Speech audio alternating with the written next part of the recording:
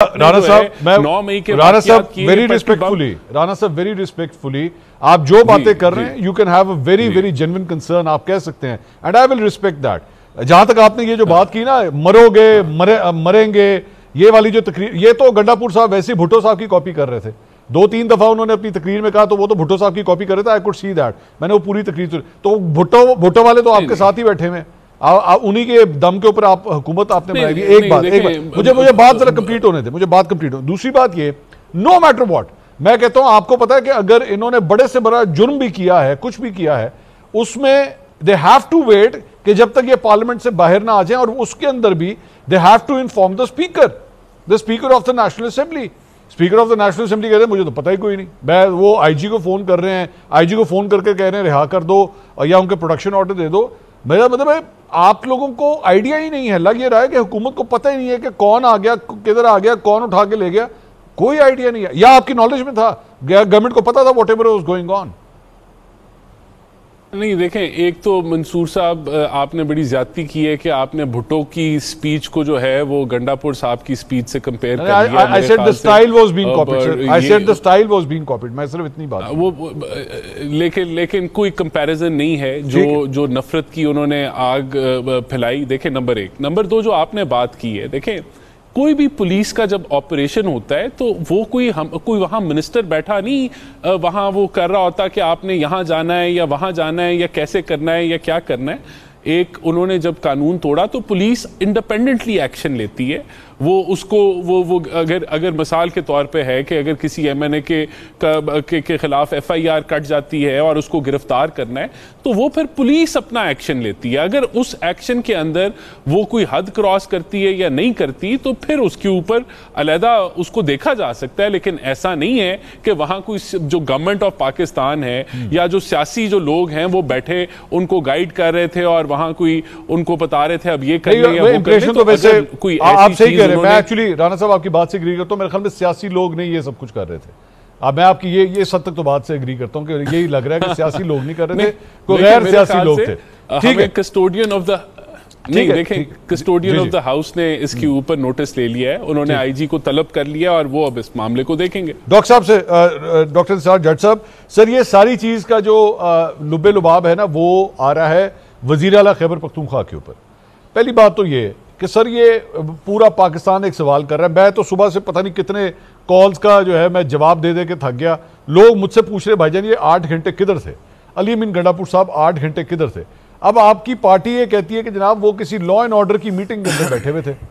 तो सर वो कौन से लॉ एंड ऑर्डर की मीटिंग थी? गंडापुर साहब का कोई बयान सामने नहीं आया। आप चाहिए तो ये था कि वो आके क्लियर कर देते। आपको कुछ पता लगा है जट साहब ये किधर थे गंडापुर साहब? जी बहुत बहुत शुक्रिया मंसूर भाई आपका।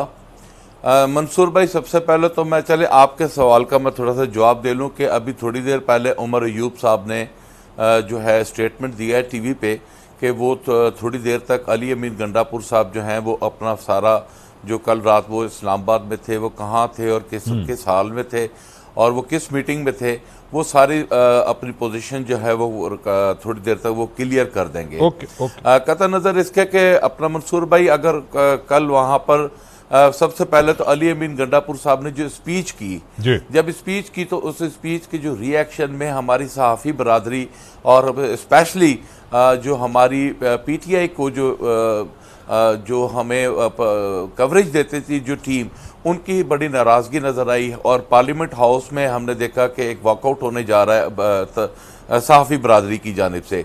तो ये खबर पहले सबसे पहले मुझे मिली थी, तो मैंने फौरी जाकर बैरिस्टर गौर और उमर अयूब साहब से कहा कि हमारी सहाफ़ी बरादरी इस बात से नाला है और वो प्रोटेस्ट करने जा रही है।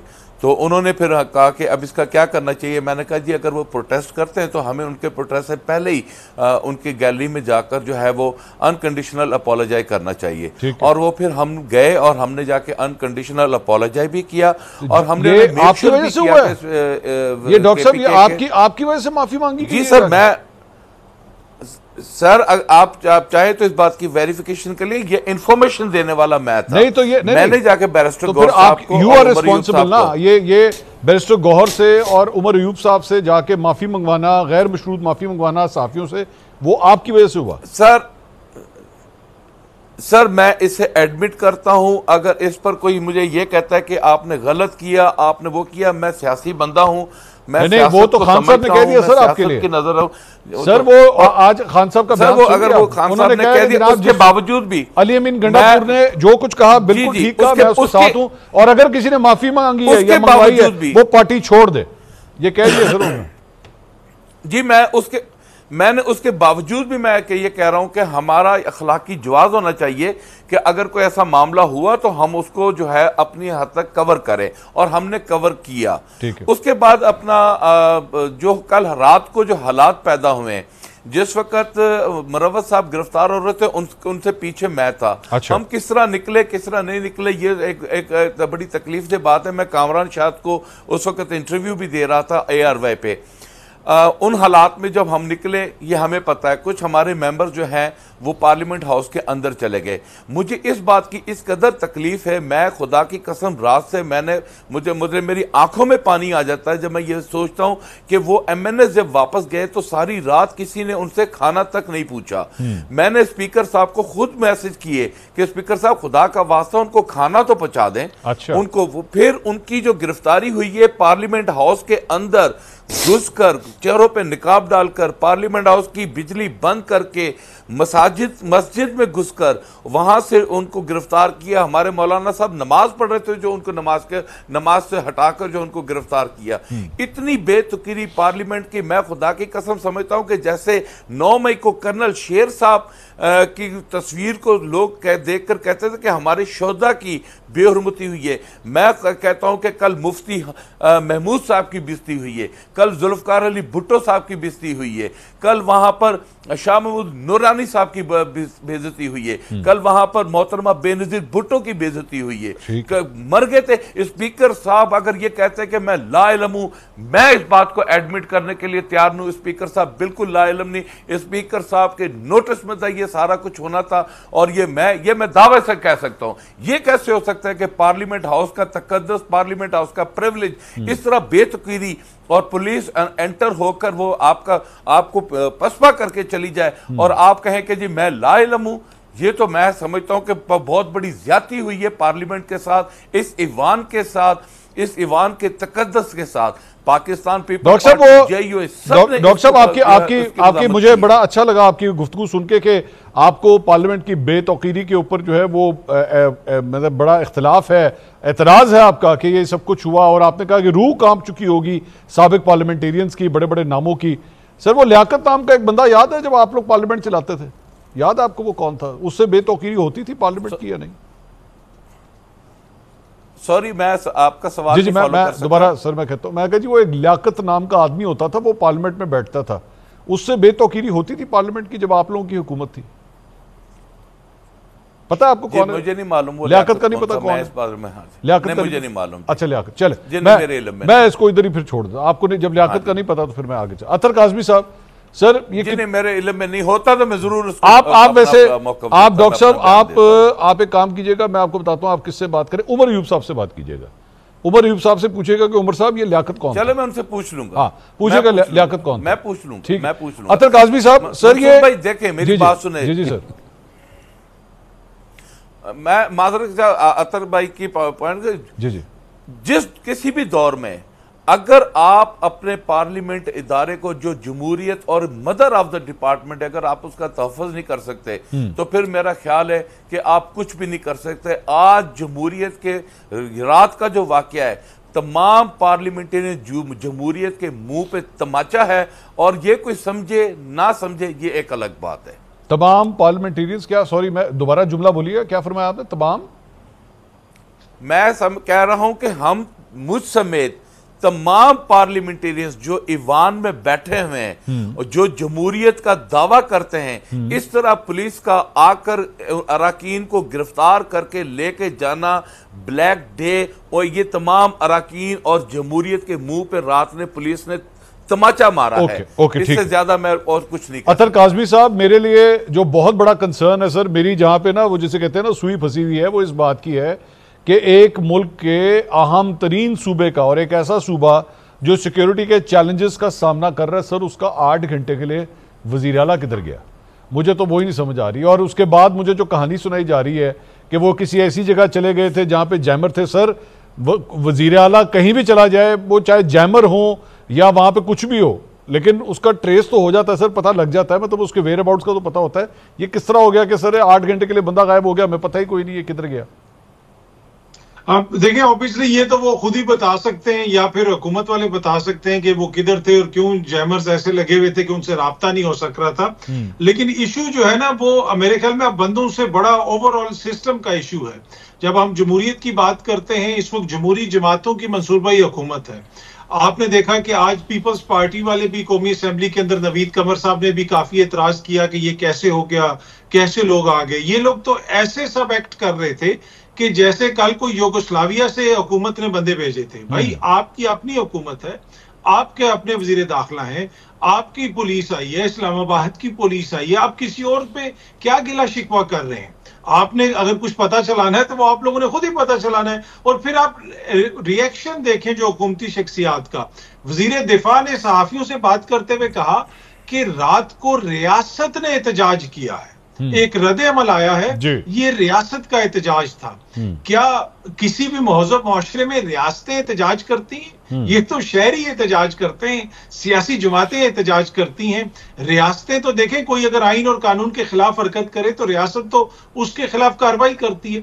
या तो हुकूमत ओनरशिप लेना इस सारे मामले की कि जनाब इन लोगों ने कानून तोड़ा, इन्होंने खिलाफ आइन ये हरकतें की हैं, तो हम इनके खिलाफ कार्रवाई कर रहे हैं। वेल एंड गुड, ठीक है, आप बताएं। ये एक तरफ से ओनरशिप भी नहीं ले रहे, बात को डिफ्लेक्ट भी करते हैं कि जनाब इधर से एहतजाज हो गया, रियासत का रिएक्शन आ गया, जलसे का रिएक्शन आ गया। भाई, महजब माशरों में और एक आइन और कानून वाले माशरे में रिएक्शन नहीं आते। मतलब ये तो ऐसी एक बचगाना सी बात बार बार हो रही है कि जी रिएक्शन आ गया, रिएक्शन आ गया। रिएक्शन उन जगहों पे आता है जहां पे कोई ऐसी खुदा ना खास्ता सरजमीन हो जहां पे कोई आइन ना हो। अतर साहब, डू यू बिलीव, मैं आपसे एक राय लेना चाहूंगा, डू यू बिलीव कि बेसिकली दोनों साइड से गलतियों के ऊपर गलतियां हो रही हैं? मिसाल के तौर पे अगर आप, मैं इसको जिस तरह एनालाइज करता हूं सिचुएशन को, पाकिस्तान तहरीक इंसाफ का जलसा था, हुकूमत को 29 मुख्तलिफ जगहों पे कंटेनर्स लगा के रास्ता रोकने की गलती नहीं करनी चाहिए थी, आपकी बेवकूफ़ी थी, आपने गलती की। उसके बाद आपका, चले पाकिस्तान तहरीक इंसाफ ने जलसा शुरू किया, आपका जलसा हो रहा है, अली मीन गंडापुर को वो 22-23 मिनट की उस तरह की तकरीर नहीं करनी चाहिए थी जिसमें खवातीन के हवाले से गुफ्तगू हो, सहाफ़ियों के हवाले से बात हो, या जिस किस्म के अल्फाज इस्तेमाल के, ये गलती आपको नहीं करनी चाहिए थी। उसके बाद हुकूमती वाली साइड के आप आए, आपने जिस किस्म का रिएक्शन पार्लियामेंट के हवाले से दिखाया और जिस तरह उठा के ले गए सबको, गिरफ्तार, इसको भी पकड़ लो, उसको भी पकड़ लो, मतलब जिसने तकरीर की है, जिसके साथ सबसे बड़ा प्रॉब्लम है, उसको आप हाथ नहीं लगा सके। वो कहीं और मीटिंग करके 8 घंटे किसी और जगह पे मीटिंग करके वो निकल गया, बाकी सारे आपने धर लिए, बाकी सारे आपने पकड़ लिए। तो क्या ये गलतियों पे गलतियां दोनों साइड से नहीं हो रही है आपकी नजर में? एब्सोल्युटली 100% जी। गलतियां देखें, गलतियां हो रही हैं तो हम इस नहज पे पहुंचे ना। कोई भी साइड इसमें जो है, ये हो सकता है कि एक साइड का एक मौके के ऊपर ज्यादा कसूर था, दूसरे मौके के ऊपर दूसरी साइड का ज्यादा कसूर होगा, लेकिन ओवरऑल सबकी गलतियां। इसमें जो कहा जाता है कि जनाब ये चीज सफर कर रही है, वो सफर कर रही है, एंड ऑफ द डे इस वक्त जो चीज सफर कर रही है वो आम पाकिस्तानी और पाकिस्तान की रियासत सफर कर रही है। इन सबको देखने की जरूरत है कि हमने चीजों को किस तरह बेहतर तरीके से टैकल करना है। दूसरी बात यह है कि जहां तक सख्त जुबान की बात है, अनफॉर्चुनेटली मतलब ये हमारी सियासत का एक हिस्सा रहा है, लोग इस तरह की बात करते हैं। अभी जब एक आया था अदालत से फैसला, तो पंजाब की जो वजीर इत्तलात हैं उन्होंने जजेस की फैमिली के हवाले से जो बातें की कि जी क्रश है इमरान खान का और ये और वो, तो ये बड़ा अनफॉर्चुनेट है, पर ये होता है। दूसरा एक और चीज जो मंसूर साहब हमने अब खुद से सवाल करना है कि आज सिचुएशन इस नहज पे पहुंची क्यों है? क्या इस मुल्क में आइन नहीं है? आइन आपको बार बार हाल नहीं देता। अली अमीन ने सख्त बातें की, खालिद खुर्शीद ने सख्त बातें की, साबिक जो सीएम है जीबी, लेकिन इन 2 सालों के दौरान क्या कुछ हुआ? अली अमीन की जात के साथ क्या हुआ? उसको जो पूरे शहर घुमाया गया, खालिद खुर्शीद को उसकी हुकूमत खत्म की गई, नाहल वो हो गए, उनके वालिद ने इलेक्शन लड़ा, इलेक्शन जीत के इलेक्शन कमीशन को एक हफ्ता पूरा 20,000 वोट नहीं गिन सका, वो सीट अभी भी जनाब उसी तरह पड़ी हुई है। तो ये नहीं हुआ कि अचानक वन फाइन नाइट या इवनिंग लोग खड़े हुए और उन्होंने इस तरह की बातें करना शुरू कर दी। ये एक तसलसल है, इसमें दोनों तरफ का कसूर हो सकता है, लेकिन जो मैच्योर जहन है, जो हमारे लीडरान है, हम उम्मीद करते हैं कि वो इन चीजों को देखेंगे, सोचेंगे और इसका कोई हल निकालेंगे।